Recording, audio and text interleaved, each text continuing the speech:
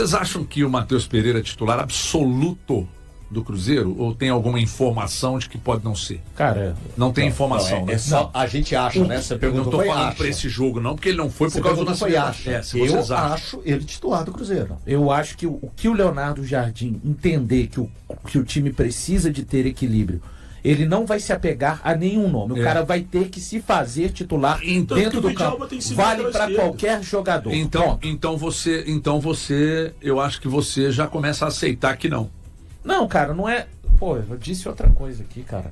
Ele vai ter que conquistar. Mas eu falo uma coisa, você entende outra, eu sou obrigado a entender o que você quer falar. Eu não sou obrigado a ter meu discurso distorcido, desculpa. Eu falei totalmente diferente. Então você tá admitindo que se ele fizer mudança, até o Matheus Pereira pode rodar. E tá tudo bem. E tá tudo bem, qualquer mudança. E aí, que você respondeu minha pergunta, eu vou perguntar de novo, vou tentar. Você respondeu minha pergunta, vou tentar.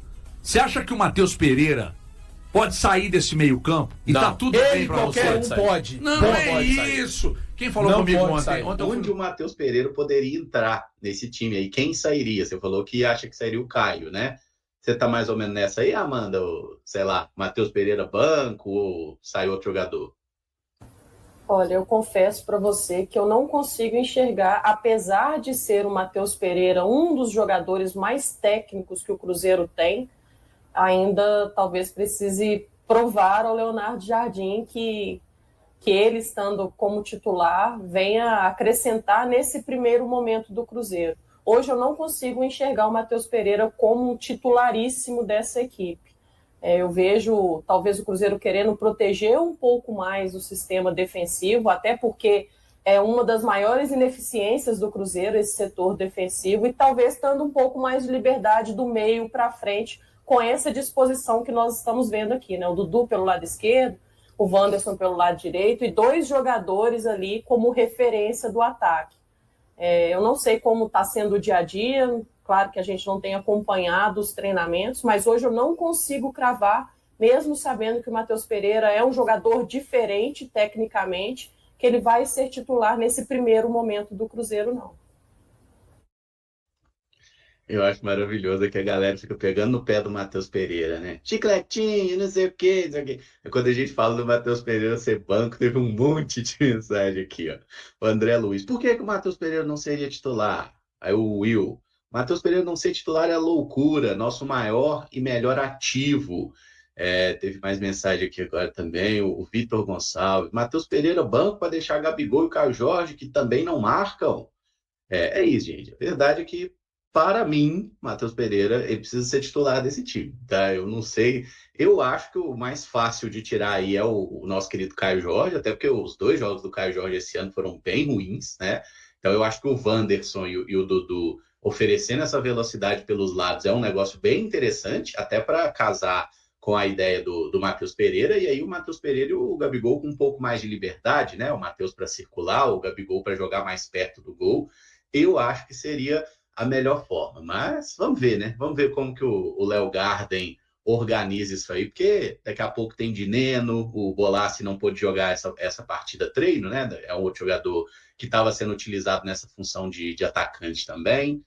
Oi, Emerson, acho que é válido também a gente falar aqui, principalmente aos torcedores, que essa primeira disposição talvez não seja algo concreto do Cruzeiro, né?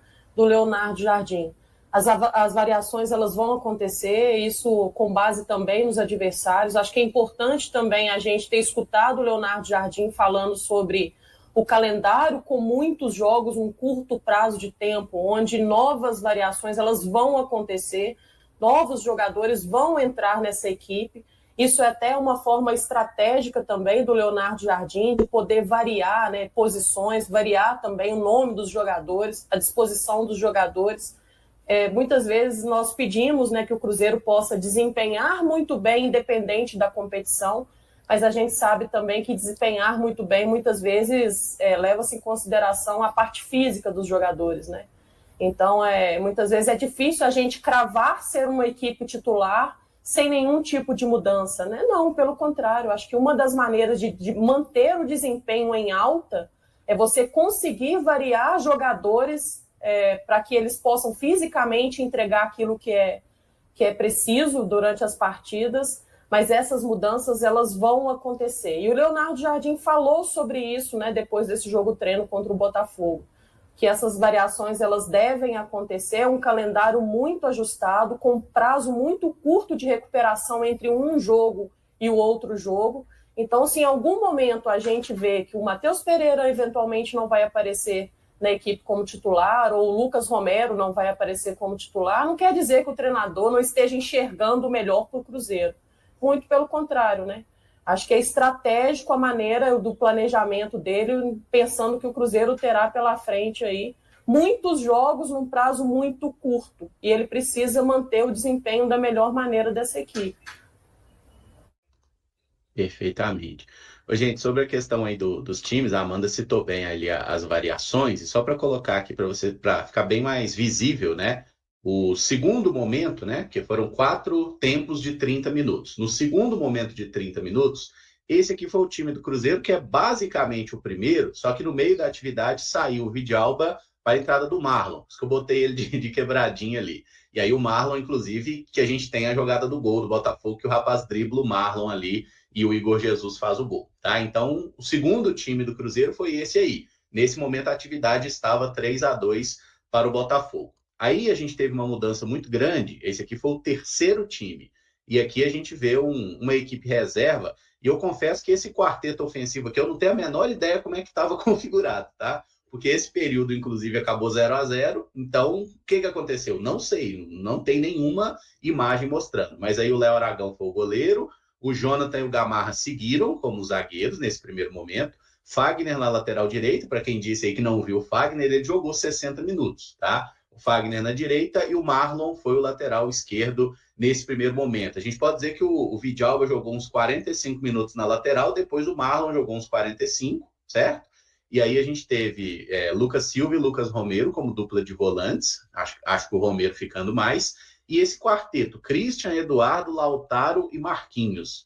Como que vocês acham que ficou esse Cruzeiro aí? Era 3 volantes com o Christian ali mais recuado? Talvez o Eduardo de falso 9? Como que vocês acham que foi isso aí?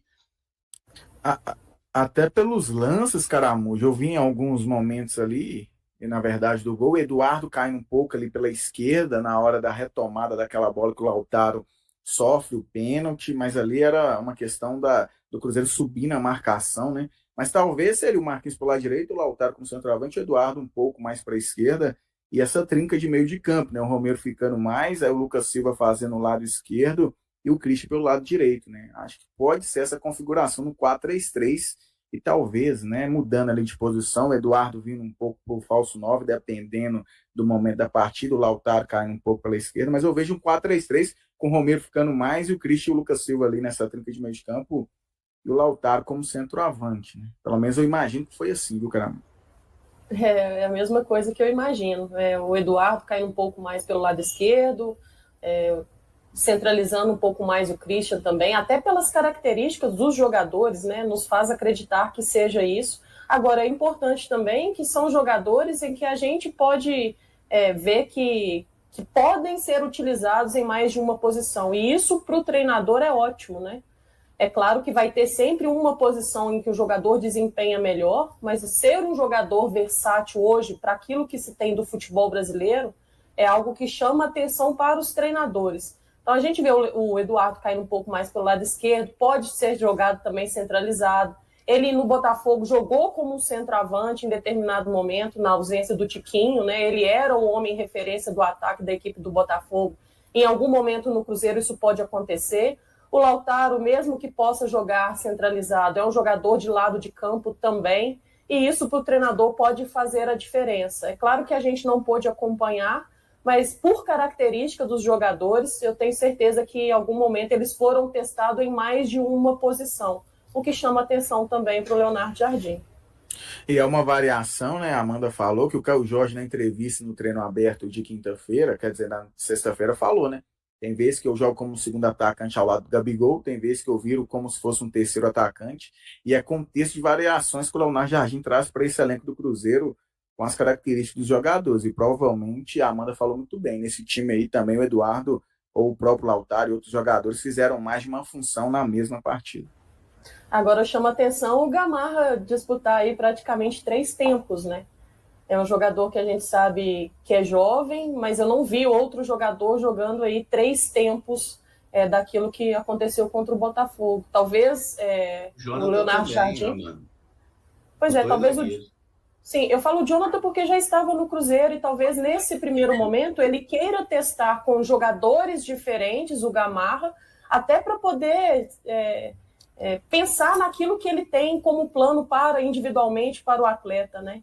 Ver como que ele desempenha ao lado do Marlon, como que ele desempenha ao lado do Vidalba e também ao lado do Jonathan Jesus. Então foi algo que me chamou a atenção, sim, por não ser um jogador que já estava aqui dentro do Cruzeiro. E precisa de ritmo também, né? Que ele praticamente não jogou lá no Furacão esse ano.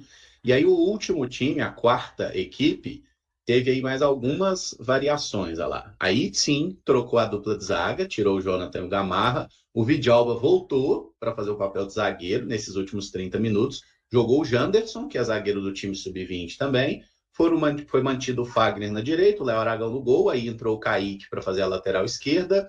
Dupla de volantes Romero e Lucas Silva mantidas, e aí a gente teve a entrada do Rodriguinho, né? O Rodriguinho, eu coloquei essa disposição Marquinhos numa ponta, Rodriguinho na outra, porque eu acho que faz mais sentido, né? Mas ressaltando, a gente não tem detalhadamente como o Cruzeiro jogou, porque não tivemos acesso ao jogo. E aí eu acho que faz mais sentido, né? O Eduardo sendo esse terceiro homem ali mais centralizado, mais próximo, e o Lautaro lá no comando de ataque. Lautaro que, assim, quando jogou no comando de ataque, teve dificuldades ano passado, né? Especialmente na finalização, mas no jogo treino sofreu pênalti. Minha opinião, não foi pênalti. Minha opinião também não foi pênalti, viu, Caramujo? O Lautaro, se fosse um jogo oficial, estaríamos irados com o argentino, porque ele já deu o tapa errado, ele não teve aquele poder de conclusão e ele erraria o tapa. Que ele deu já para a linha de fundo, a bola já iria sair, ou o marcador já estava em cima. Eu também não achei pênalti, viu? Não sei, Amanda, Samu. Agora a gente tem que levar em consideração que o Lautaro tem tido menos tempo de testes em jogos treino se comparado a outros atletas da linha de frente, né? Então acho que é um ponto também que a gente precisa levar em consideração. Passou pelo reforço muscular, inclusive, né, Amanda? É bom ressaltar isso. Ele ficou um tempo ausente dos treinamentos. E aí é bem colocado isso que você disse. Até em relação a ritmo, né? Sim, a ritmo, a questão do entrosamento também. Tem muitas variações, né, dos companheiros que estão ao seu lado. Acho que isso também faz a diferença nesse primeiro momento, não favorecendo tanto o Lautaro. O que não quer dizer que ele não tenha responsabilidade quando tiver oportunidade de encarar da melhor maneira. Mas, como você disse, Emerson, pela disposição aí dos jogadores, são as características mais prováveis, né? É claro que em algum momento isso pode mudar, pode ser intensificado também, e a gente tem que pensar que jogos ou amistosos, como aconteceu, né? Jogos treino ou amistosos, como deve acontecer contra a equipe do Red Bull Bragantino, vai acontecer, são oportunidades desses jogadores ganhar ritmo cada vez mais, mas de mostrar também que tem potencial e que podem ajudar o Cruzeiro nessa temporada. Acho que isso que tem que ser prezado dentro do campo. Os jogadores, em algum momento, eles vão ser o escolhido do treinador, seja como titular, seja entrando no decorrer da partida, e esses tipos de jogos, eles têm que fazer a diferença, eles têm que deixar boas impressões. E o Rodriguinho, tomara que venha ganhar mais minutagem, né, o Caramujo, porque eu vejo ele ali como um substituto do Dudu, um reserva de imediato pelo lado esquerdo. Acho que perdeu o time, o Cruzeiro, de usá-lo mais ali naquela posição durante o Campeonato Mineiro, mas quem sabe que o Leonardo Jardim ele possa ganhar alguns minutos aí nessa posição para ver se ele realmente atende à expectativa. Vou falar de mim, daquilo que eu depositei nele quando ele chegou no Cruzeiro.